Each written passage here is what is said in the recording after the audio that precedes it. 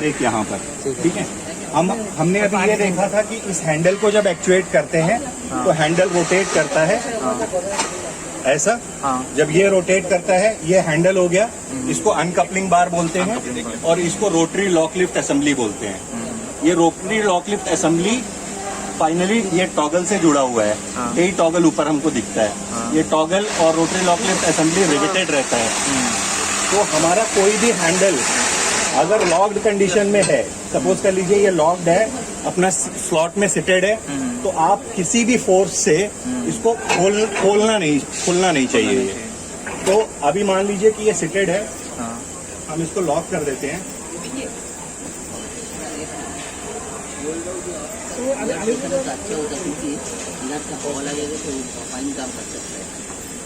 अभी बस 2 मिनट अभी जैसे हमने ये लॉक सिक्योर कर दिया, उसके बाद इसको हम रोटेट करते हैं तो ये आगे निकल नहीं पा रहा है, ठीक है। तो अभी इस कंडीशन में हमें ये देखना है कि कितना इसका जो रोटेशन उतना ही होना चाहिए जितने में कि ये अनकपलिंग बार जो है ये फ्रंट रिब के साथ टच नहीं करना चाहिए। अभी देखिए ये मूवमेंट हो रहा है लेकिन ये फ्रंट रिब को टच नहीं कर रहा है। अगर मान लीजिए ये टच करने लग जाएगा तो क्या होगा, ये मान लीजिए कि हम वो सिचुएशन ये अभी मत खुलिए, तो इसको अभी नहीं खुलने से भी ये ऊपर जा रहा है, ऊपर जा रहा है, नहीं जा रहा, नहीं पूरा एंगेज हो। ठीक है ठीक है। तो अभी क्या है, अभी हम ऐसा एज्यूम कर लेते हैं ये खराब है, कि ये खराब है और ये रोटेट कर रहा है। तो अब वहां पर देखिए ये ऐसे कंडीशन में, लॉक कंडीशन में अगर इसको टच करने लग गया फ्रंट रिब को, तो ये फ्रंट रिब टच होने से रोटरी लॉक लिफ्ट एक्चुएट हो जाता है। जब रोटरी लॉक लिफ्ट एक्चुएट हो जाएगा तो इससे फाइनली टॉगल जुड़ा हुआ है, ठीक है। अब टॉगल का नॉर्मली पोजीशन अंदर से इस तरह रहता है। अगर ये टच हो गया तो टॉगल का पोजीशन ऐसा हो जाएगा और जैसे ही टॉगल रोटेट हो जाएगा अंदर की तरफ तो फिर अनकपलिंग का चांस बन जाता है। तो अगर कोई कपलर एंटी क्रीप में ओके भी है और उसका अगर हैंडल खराब हो गया और चलने में, जर्किंग में या किसी भी वजह से हैंडल जो है अगर मोशन से एक्टिवेट हो जाता है, इस ट्रिगर कर जाता है, तो ये रोटरी लॉक लिफ्ट असेंबली को ट्रिगर करेगा। रोटरी लॉक लिफ्ट जो है टॉगल को अंदर कर देगा, फिर एंटी क्रीप उसका फेल हो जाएगा, ठीक है। ये अगर आप ये तो 90 डिग्री होने का बात था, अगर 90 डिग्री होगा तो अब चेंज करना है। अभी क्या यहाँ ताश करने से हम लोग चेंज करेगा क्या? 90 डिग्री देखने का जोर नहीं 90 डिग्री तो मतलब मैंने बताया कि अगर नॉर्मली 90 डिग्री के टूवर्ड्स मतलब आ जाएगा, ठीक है। तो डिग्री वगैरह आप मत पकड़िए, वो सिर्फ समझाने के लिए था। बस आपको ये देखना है कि लॉक्ड कंडीशन में आप इसको हर तरीके से पूरा फोर्स लगाइए, ऊपर भी लगाइए, इधर भी लगाइए, ये टच नहीं होना चाहिए। अगर ये टच हो जाता है, सपोज कर लीजिए मान लीजिए इतना टच हुआ, ठीक है। अगर इतना टच हो रहा है तो कोई ज्यादा फर्क नहीं पड़ेगा क्योंकि वो उसको ट्रिगर नहीं कर रहा है, टॉगल को मूव नहीं कर रहा है। लेकिन अगर वो टॉगल को मूव कर देता है, देखिए टॉगल इधर से बाहर आना शुरू हो गया, तो अगर ये टॉगल को मूव कर दिया, अब यहाँ से उसका ओरिएंटेशन बदल गया, उसका मूवमेंट जो है टॉगल का अंदर की तरफ आ जाएगा। आप ऊपर से भी देख सकते हैं टॉगल अंदर चला जाएगा, तो वो चीज जो है क्रिएट कर देगा एक्सीडेंट का कंडीशन। कभी भी कोई एक्सीडेंट होता है तो 2-3 चीज एक साथ होगा। मतलब ये हैंडल अगर आगे गया तब कोई कुछ नहीं है। अभी मान लीजिए कि कोई ब्रेक लगा या कुछ ऐसा सडन कुछ ऐसा आ गया तो उस टाइम पे ये मूवमेंट हो गया। जब ये मूवमेंट हुआ तो ऐसा मूवमेंट होने से भी कोई फर्क नहीं पड़ेगा, लेकिन उसी टाइम पे कपलर जंप भी कर गया, कोच पूरा ऐसा जंप कर गया, तो वो जंप होने के बाद ये ऊपर उठ गया, फिर उसी टाइम पे ये वाला मोशन भी आ गया, उसी टाइम पे ये भी रोटेट कर गया, टॉगल भी अंदर चला गया और फिर उसके बाद अब ये टॉगल अंदर जा चुका है और फिर उसके बाद लोकोमोटिव से खिंच गया कपलर, तब ये खुल जाएगा। अभी लॉक है अनलॉक है? अभी तो अनलॉक है, अनलॉक होने से नहीं लगेगा।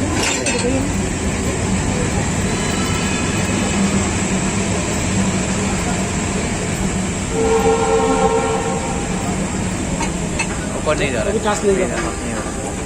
क्या नाम है इसका क्या बोल? Front rib rotary lock lift assembly का फ्रंट रिब।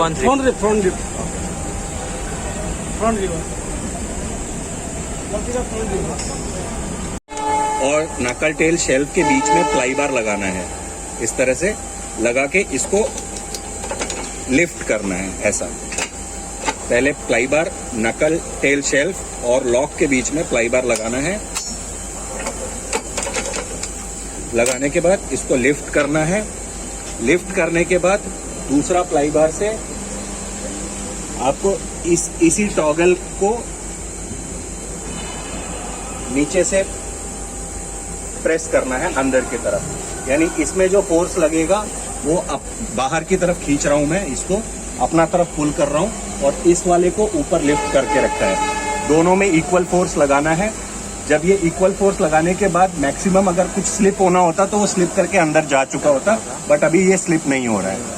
फिर इसी टाइम पे जहां पर मतलब मैक्सिमम स्लिप होने के बाद ये सेट हो जाएगा, तो ये जितना ओवरलैप होने के बाद एरिया बचता है टॉगल का, तो नकल टेल शेल्फ का जो यहाँ से पोर्शन आएगा जहां पर ये ओवरलैप खत्म हो रहा है, वो एंड से लेकर और टॉगल का एक्सट्रीम कॉर्नर तक ये वाला लेंथ लेना है, मेजर करना है।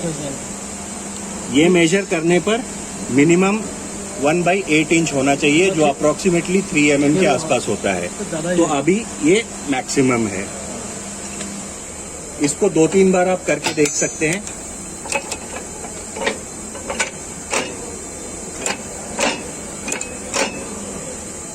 अगेन फिर दूसरा प्लाई बार से नीचे आप लगाइए और इसको प्रेस कीजिए अंदर की तरफ। जब ये प्रेस होने के बाद कोई स्लिपिंग नहीं हो रहा है, तो जितना भी ओवरलैप अंदर की तरफ है, जो रिमेनिंग एरिया है उसका कॉर्नर से लेकर यहाँ तक जो है उसको मेजर करना है और वो 1/8 इंच होना चाहिए। यही एंटी क्रीप है। तो 3 mm से ज्यादा है, बहुत ज़्यादा है। हाँ, तो अच्छा है, मिनिमम इतना होना चाहिए। अगर मान लीजिए ये आपका मैं सिमुलेट कर रहा हूँ, अगर फेल होता है तो कैसा होगा? अगर ऐसा हो जाता है तो ये फेल है। अगर ऐसा है तो कोई ओवरलैप होने के बाद कोई भी उसका टॉगल जो है बाहर की तरफ है ही नहीं, तो ये फेल हो गया है। अगर ऐसा आपको मेजरमेंट मिलता है, स्लिप कर गया टॉगल,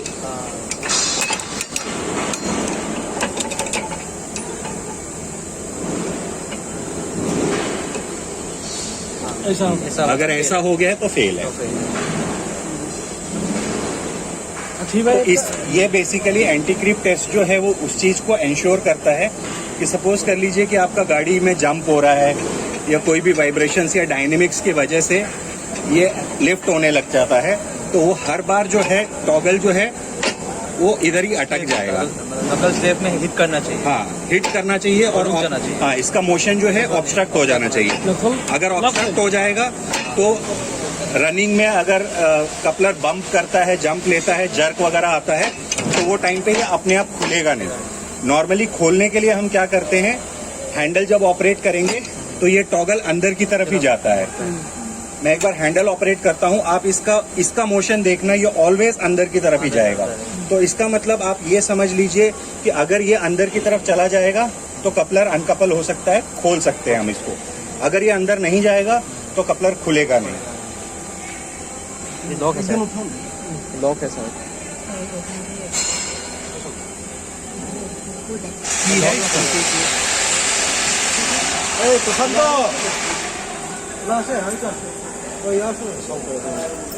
প্রশান্ত কই গেল? আরে ওকে খাড়া করে দিল। প্রশান্ত ও সিবিসি তে এই এটা সাপোর্টিং ডিভাইস अभी उसमें आप मोशन देखिए उसका। এ থাক না, এ ছাইলো আমি না লাগে ডিভাইস কই থাম। जा रहा है। इसका मतलब अंदर जब जाएगा तब ये आप खुल सकता है। तो एंटी क्रीप यही है कि अगर डायनेमिक्स कंडीशन में आपका टॉगल अगर अंदर की तरफ मुड़ गया तब अनकपलिंग हो सकता है। वही हम इंश्योर करते हैं कि किसी भी कंडीशन में टॉगल अपने आप अंदर मूव नहीं करना चाहिए। और एक चीज आपने जो बोला था कल 90 डिग्री, मतलब इसको मतलब जर्किंग में जब ऊपर की हैंडल ऊपर की तरफ आता है तो कितना तक आना चाहिए, कितना तक नहीं? अभी ये लॉक पोजीशन में था तो ये इतना तक आ रहा था। मैं बताऊं, अब इस वीडियो को आप बंद कर दीजिए। ठीक है, हमारे यहाँ RDSO होता है, तो वहाँ पर लिखा होगा आप्टा, और उसको मैन्युफैक्चर करने वाली जो कंपनी है आप्टा की, उसको विंचेस्टर बोलते हैं। उसमें विंचेस्टर भी लिखा होगा। अगर वहाँ से गेज आता है तो बहुत अच्छा है, that is applicable for all. Otherwise सिर्फ इसको OEM ही दे सकता है, ठीक है, जो इनको बनाता है। OEM में कौन कौन है? एस्कॉर्ट्स हो गया, डेनलर हो गया, फेवेली हो गया, ठीक है, सैनरॉक हो गया, अभी फ्रंटियर आ गया। ठीक है, तो ये चारों कंपनीज का यहाँ पर नाम लिखा होगा। अगर इसके अलावा कोई भी दे रहा है, ये गेज बनाना कोई टफ काम नहीं है। मैं आपको लूंगा, डायमेंशंस ले लूंगा, बना दूंगा। बट ये कुछ प्रोफाइल्स को सर्टिफाई करता है कि ये प्रोफाइल बिल्कुल सही है, और उन्हीं प्रोफाइल को सर्टिफाई होने के बाद आप ये इंश्योर कर पाते हैं कि मेरा कपलर ओके है कि नहीं है। जो ये गेज नॉर्मली अगर आप सड़क छाप भी लोगों से बनवा लेंगे, वो क्या है कटिंग वटिंग करके बना देगा, बट उसको उस क्रिटिकलिटी का नहीं पता है। उसको क्या लगेगा कि ये गेज मेरे को इधर लगाना है, नॉर्मली ऐसा प्लेस करना है बस, और ये नाप देगा। लेकिन इसका मेजरमेंट इतना एक्यूरेट होना चाहिए कि ये इस चीज को सर्टिफाई करता है कि अगला कपलर इसके साथ आके जब अटैच होगा वो हो पाएगा कि नहीं हो पाएगा। अभी हम लोग सिर्फ ये देखते हैं, हाँ हम ये वाला कपलर चेक कर रहे हैं, लेकिन ये वाले कपलर को हम किस लिए चेक कर रहे हैं, इस गेज से इसलिए चेक करते हैं कि ये सर्टिफाई करता है कि ये ओके है उस चीज के लिए कि अगला जो नेक्स्ट कपलर इससे कपल होने वाला है वो इसके लिए सफिशिएंट स्पेसेस, क्लियरेंसेस बना के देगा और वो घुस पाएगा। अगर मान लीजिए ये चीज इतना गैप नहीं रहेगा तो नेक्स्ट कपलर का जो ये हॉर्न है ये जाके इससे टच कर जाएगा। अगर ये पहले आ गया तो ये सरफेस घिस गया तो अभी जैसे ये वाला गेज मैन्युफैक्चर्ड गणपति चेन्नई, ये गणपति चेन्नई कुछ नहीं है, ठीक है। आप ये सोचिए कि NABL लैब होता है, कोई भी सर्टिफाइड लैब होता है, उसके पास एक अपना मास्टर होता है। वर्नियर कैलिपर के अंदर भी जो जितने क्या आप कहते हैं उसको डिविजन्स बने रहते हैं, वो भी कैलिब्रेट होने के लिए उनके पास मास्टर्स रहता है कि 1 mm है, 0 है तो ये इतना मतलब मेजरमेंट कर रहा है। बट इसके लिए कोई मास्टर नहीं है, इसके लिए मास्टर्स उन्हीं के पास है, या तो जिन्होंने इसको अप्रूव किया है वो, और नहीं तो जो अप्रूव सोर्स हैं वो। बनाने के लिए कोई भी बना सकता है। तो मैं रेकमेंड यही करूंगा कि ऑलवेज OEM से लीजिए, नहीं तो APTA से लीजिए। This is not certified gauge, but आपको अभी फिलहाल इसको यूज करके इसलिए दिखा रहा हूँ कि कैसे कैसे गेज यूज होता है और कहाँ पर अप्लाई कर सकते हैं। तो ये जो है विंग गेज है, इस विंग गेज को जहाँ सेंटर वाला मस्ट सिट है वो ये फेस पे बिठाना है, इसको ये फेस पे सिट करा देना है। जब ये फेस पे ये सिट हो गया, उसके बाद इसको ये वाला पोर्शन को इधर से टच करा दीजिए। ये इधर सिट कर गया, ये इधर टच कर गया। इसके अलावा 2 सिट पोजीशन है, ये यहाँ पर सिट है और यहाँ पर सिट है। अगर ये स्टैंडर्ड गेज होता तो यहाँ भी लिखा होता कि ये सिटिंग पोजीशन है। तो 2 जगह सिट कर गया। सिट करने के बाद बाकी एरिया जो है मस्ट पास है। मस्ट पास में ये वाला फेस है मस्ट पास, ये वाला फेस है मस्ट पास, ये वाला फेस है मस्ट पास, और ये वाला फेस है मस्ट पास। इनमें से कोई भी जो फेसेस हैं उनमें आपका मस्ट पास ही रहना चाहिए। ये अभी सभी जगह क्लियरेंसेस है, आप टॉप से देख सकते हैं, इधर भी क्लियरेंस है, इधर भी क्लियरेंस है, इधर भी है और इधर भी है। यानी कि ये इतना अभी वॉर्न आउट नहीं हुआ है। वॉर्न आउट हम किसको चेक कर रहे हैं, ये फेस को चेक कर रहे हैं, ये वॉर्न आउट नहीं हुआ है। सेकेंडली ये वाला जो फेसेस हैं ये भी डिस्टॉर्ट नहीं हुए हैं। तो ये तीनों चीजें जो है इसके अंदर सर्टिफाई हो जाता है। इस गेज को अप्लाई करने के लिए 2 लोकेशंस हैं, एक टॉप में और सेकंड बॉटम में। बॉटम का भी ये जो मशीन फेस है इस पे इसको बट करा देना है। अगेन इस साइड में पुश कर दीजिए, और उसके बाद जहां जहां पर क्लियरेंसेस मस्ट पास होने चाहिए वो मस्ट पास होना चाहिए। नेक्स्ट गेज चाहिए, अलाइनिंग विंग पॉकेट गेज है। विंग पॉकेट जो है वो ये वाला है, और गार्ड आर्म इसको बोलते हैं। ये दोनों कॉम्बिनेशन में ही यूज होगा। एक गो होता है, एक नो गो होता है, और गो और नो गो दोनों 2 चीजें चेक करती हैं। फॉर एग्जांपल ये गो गेज है, ये सेम गो गेज जो है आप लोग को बात ये गार्ड आर्म के लिए चेक करेंगे कि ये मस्ट पास हो गया। अभी इसी तरह से यही वाला गेज जो है इसको डाउन कर देंगे और इसमें क्वालिफाई करेंगे तो ये भी मस्ट पास है। तो इसके मस्ट पास के हिसाब से आपका गार्ड आर्म प्लस हॉर्न, ये पॉकेट, ये दोनों ओके है। उसके बाद ये नो गो गेज से हम चेक करेंगे।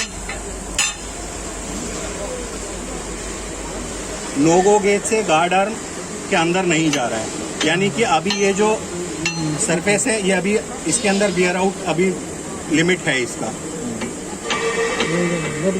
उसके बाद इसमें भी नो गो, ठीक है, तो इसके अंदर अभी परमिसिबल लिमिट है, ये अभी चल सकता है।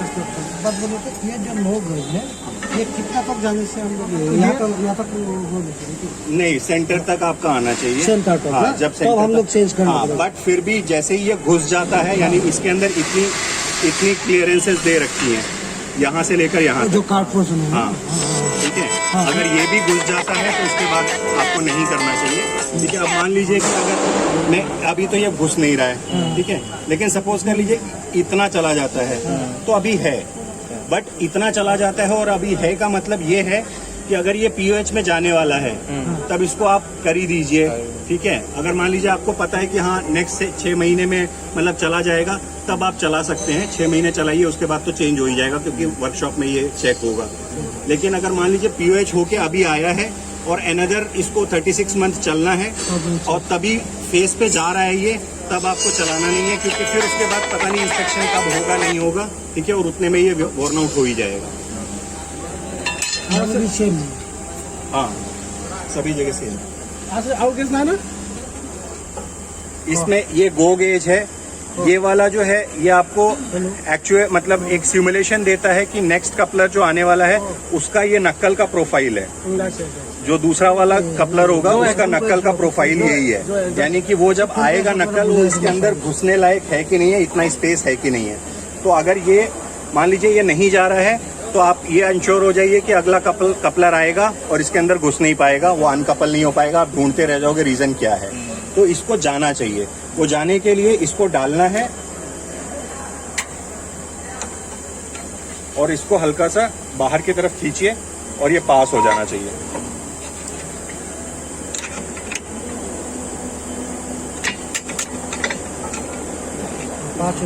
तो ये इसके लिए गो गेज है और इसी के साथ में नो गो गेज भी होगा।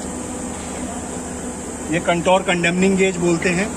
इसका ये वाला पोर्शन सिट कराना है और यहाँ से ये पास नहीं होना चाहिए, मतलब यहाँ ऑब्स्ट्रक्ट हो जाना चाहिए।